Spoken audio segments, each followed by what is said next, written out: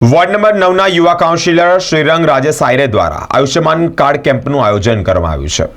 Senior સિટીઝનો માટે લક્ષ્મીપુરા વિસ્તારમાં આયોજન કરવામાં આવ્યું હોય, જેમાં હરસિદ્ધિ માતાજીના મંદિરે આજે કેમ્પ કરવામાં આવ્યો, ત્યાં અનેક સિનિયર સિટીઝનોએ લાભ લીધો છે। આજરોજ લક્ષ્મીપુરા ગામ ખાતે હરસિદ્ધિમાં મંદિરમાં આયુષ્માન વયવંદના કાર્ડનો કેમ્પ રાખવામાં આવ્યો છે। ઇલેક્શન વોર્ડ નંબર 9ની અંદર જે પણ વિસ્તારની અંદરથી લોકોનો અમને સંપર્ક થાય છે, લોકો અમારી પાસે આવીને રજૂઆત કરે છે કે 50 કરતાં વધારે જ્યાં પણ સંખ્યા થતી હોય ત્યાં આગળ અમે ઘરે ઘરે જઈને આયુષ્માન કાર્ડ કાઢવા માટે જે વયવંદના કાર્ડ છે 70 વર્ષ કરતાં વધુ છે તે તમામ ઇલેક્શન વોર્ડ નંબર 9ની અંદર તેમના ત્યાં અમે ઘરે ઘરે જવાના છે। એટલે જ અમે એમના ઘરે એટલે કે આયુષ્માન કાર્ડ આપના દ્વારે એવી રીતના વોર્ડ નંબર 9ની અંદર અભિયાન શરૂ કરવામાં આવ્યો છે। આજના દિવસે લક્ષ્મીપુરા હરસિદ્ધિમાં મંદિર ખાતે તેમજ આવનારા સમયમાં જેવી રીતે વિસ્તારના તમામ લોકો અમને રજૂઆત કરતા હોય છે ને એ રજૂઆતને ધ્યાનમાં રાખીને આવનારા સમયમાં અહીંયાથી અમે બીજી 3-4 જગ્યા છે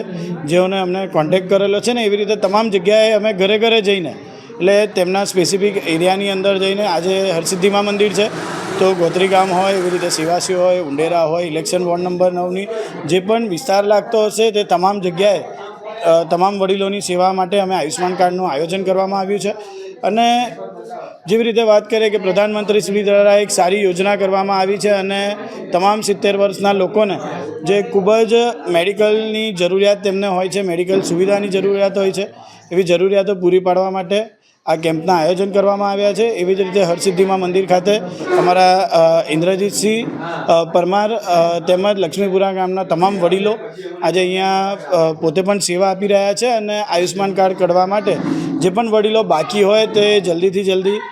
લક્ષ્મીપુરા વિસ્તારમાં આવી જાય। અને આવનારા કેમ્પની જાહેરાત અમે આવતા શુક્રવારના દિવસે કરીશું કે કઈ જગ્યાએ રાખવામાં આવ્યો છે। તે જ ઉપરાંત પણ દર રવિવારના દિવસે આપણું કાર્યાલય ઝાંસી રાણી એટલે કે અમારી ઓફિસ છે ત્યાં પણ દર રવિવારના દિવસે